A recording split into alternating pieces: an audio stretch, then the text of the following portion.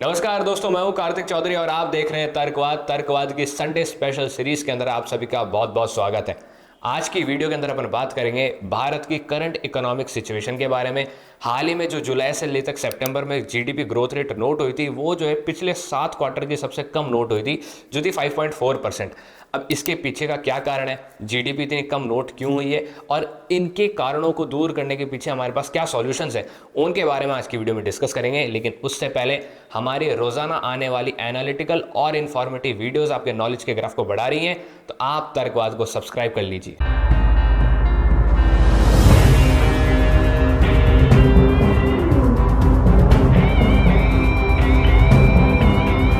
तो दोस्तों, GDP growth के पीछे 4 कारण होते हैं और वो 4 होते हैं जीडीपी कंपोनेंट्स। वो 4 जीडीपी कंपोनेंट्स होते हैं private consumption, government spendings, investments और नेट एक्सपोर्ट्स। यहाँ पर प्राइवेट कंजप्शन जो है सबसे बड़ा स्टेक रखता है इंडिया की जीडीपी ग्रोथ रेट के अंदर। अब प्राइवेट कंजप्शन क्या होता है, आप ये समझिए। देखिए, प्राइवेट कंजप्शन वो होता है कि आप और हम मिलकर जो मार्केट के अंदर खर्चे करते हैं, उसको प्राइवेट कंजप्शन कहते हैं। वो कहीं ना कहीं जो जाकर जीडीपी ग्रोथ रेट के अंदर अपना स्टेक रखता है और यही सबसे ज़्यादा स्टेक होता है। माना जाता है कि 56 से 60% का जो स्टेक है वो प्राइवेट कंजप्शन ही रखता है जीडीपी ग्रोथ रेट के अंदर। लेकिन भारत के अंदर अब सिचुएशन ये है कि यही प्राइवेट कंजप्शन जो है कम होता जा रहा है, इसका परसेंटेज कम होता जा रहा है। अब इसके पीछे कई कारण है। पहला कारण है फूड इन्फ्लेशन। फूड इन्फ्लेशन का मतलब आसान भाषा में यह हुआ कि मार्केट के अंदर खाने पीने की चीजें महंगी हो गई, सब्जियां फल जो है महंगे हो गए। अब हमारे देश की जो आम जनता है वो क्या करेगी, वो ये करेगी कि भाई सब्जियों को पहले खरीदेगी और बाकी के जो खर्चे हैं उनको कट कर देगी। घर के अंदर यही होगा। बजट जो है हमारे देश के घरों के आम जनता का जो घर है, आम जो लोग हैं, उनका जो बजट बनता है घर के अंदर, उसके अंदर 50% जो सामान है वो फूड का ही होता है। और वही अगर महंगा हो गया तो जनता जो पहले तो फूड ही खरीदेगी और बाकी की चीज़ों को कटौती कर देगी। तो ऐसे करके जो फूड इन्फ्लेशन हो गया। अब अपन डेटा पे जाएं तो ये देखने को मिलता है कि जून 2020 में फूड इन्फ्लेशन था भारत में 2.9%, जो कि जून 2024 में बढ़कर ऑलमोस्ट डबल हो गया और ये हुआ 6.3%। तो आप देख सकते हैं फूड इन्फ्लेशन जो है भारत के अंदर 4 सालों में ऑलमोस्ट डबल हो चुका है। अब आपके मन में ख्याल आएगा कि भाई फूड इन्फ्लेशन बढ़ा है 4 सालों में तो क्या हो गया, देश की जनता कमा भी तो रही है, क्या देश की जनता ये सारा सामान खरीद नहीं सकती? क्या आप और हम मिलकर इतना कमा नहीं रहे कि हम खरीद नहीं सकते? क्या 4 साल में जनता इतनी डेवलप नहीं हो पाई कि जनता इतने महंगी फल सब्जियों को खरीद नहीं सकती? तो अब मैं आपके लिए दूसरा कारण लेकर आया हूं और दूसरा कारण है वेजेस। जनता कुछ नहीं कमा रही दोस्तों।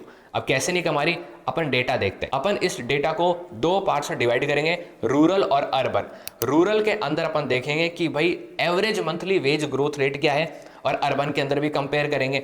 इसके अंदर साल 2017 से 18 अगर रूरल का देखें तो एवरेज मंथली वेज जो थी एक आम आदमी की गांव के अंदर, ग्रामीण क्षेत्रों के अंदर, तो वो थी 9107, जो कि 2023-24 में घटकर 8842 हो गई। यानी कि पिछले 6 सालों में रूरल के अंदर 265 रुपए जो है लोगों की एवरेज मंथली वेजेस में कम हो गए, यानी 265 रुपए कम हो चुके। यानी कि रूरल जो जनता है, ग्रामीण जो क्षेत्र है, वहाँ पे लोग जो हैं अब कमाई के मामले में और थोड़ा पीछे आ चुके हैं पिछले 6 सालों के मामले। अगर अपन अर्बन में जाएं तो आप सोचेंगे कि अर्बन में तो जो शहर है वहाँ पर तो बड़ी बड़ी बिल्डिंग्स बन रही हैं, बड़े बड़े लोग बड़ी बड़ी गाड़ियों में घूम रहे हैं और बड़े बड़े लोगों के बड़े बड़े कामकाज चालू हो चुके हैं।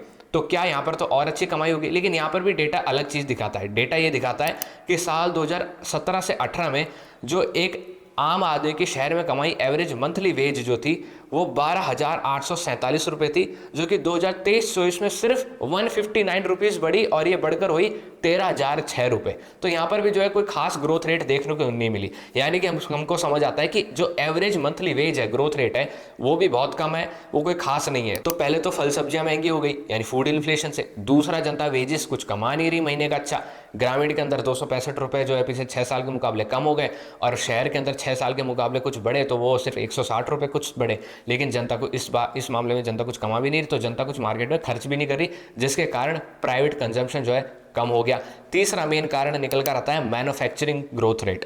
भारत के अंदर जो मैन्युफैक्चरिंग ग्रोथ रेट थी वो इस बार थोड़ी कम हुई, क्योंकि इस बार जो है चुनाव थे भारत के अंदर। 2024 के स्टार्टिंग में देखें तो लोकसभा के इलेक्शंस का माहौल था, फिर बीच में हरियाणा इलेक्शंस आ गए और उसके बाद में जो है आपको देखने को मिला होगा कि महाराष्ट्र और झारखंड के इलेक्शंस आ गए। तो इस दौरान जो है आचार संहिता यानी मॉडल कोड ऑफ कंडक्ट लगा रहा देश के अंदर। सरकार भी जो है कुछ अचानक से रिफॉर्म्स नहीं कर पा रही थी, पॉलिसी रिफॉर्म्स नहीं कर पा रही थी, ना ही सरकार कुछ इन्वेस्टमेंट कर पा पा रही थी, और जो दुनिया भर की बड़ी बड़ी इन्वेस्टमेंट कंपनीज हैं वो भी कुछ इन्वेस्टमेंट नहीं कर रही थी, क्योंकि वो इस डाउट में थी कि क्या पता कहाँ कौन सी सरकार बन जाए।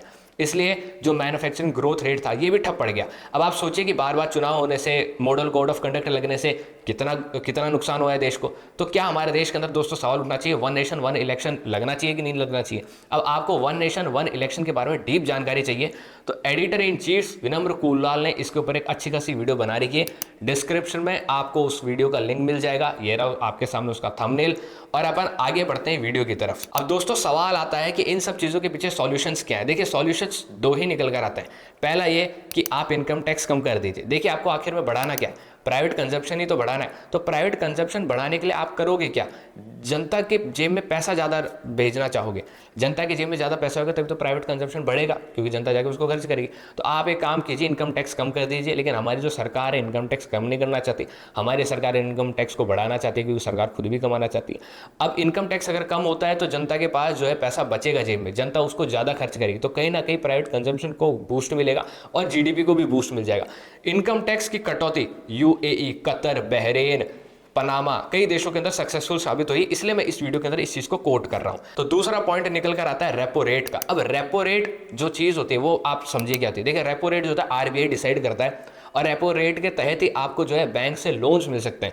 यानी कि इन शॉर्ट बात यह है कि बैंक आपको पैसा देगा और आप उस पैसा को फिर से जो है मार्केट के अंदर खर्च करेंगे। तो रेपो रेट जो है कम होनी चाहिए। अब सरकार जो है रेपो रेट को कम करने की मांग करती है, लेकिन आरबीआई जो है रेपो रेट कम नहीं करता, क्योंकि आरबीआई के अभी यहाँ पर हाथ बंधे हुए हैं। आरबीआई को भी क्या करना है, आरबीआई की मजबूरी है कि अगर रेपो रेट को वो कम कर देंगे, जनता के पास ज़्यादा मात्रा में पैसा चल जाएगा बैंक्स के थ्रू, तो देश के अंदर इन्फ्लेशन रिकॉर्ड तोड़ के आगे बढ़ेगी। तो दोस्तों मैंने आपके सामने सारे पॉइंट्स रखे। मैंने आपको ये भी बताया कि क्या समस्या है, मैंने आपको ये भी बताया कि क्या निवारण होने चाहिए, और उनके एग्जांपल्स भी दे दिए। आपको कंटेंट जान के कैसा लगा नीचे कमेंट में जवाब दीजिए। इस वीडियो को ज़्यादा से ज़्यादा लोगों तक शेयर कीजिए। जय हिंद, जय भारत, तर्कवाद को सब्सक्राइब कीजिए।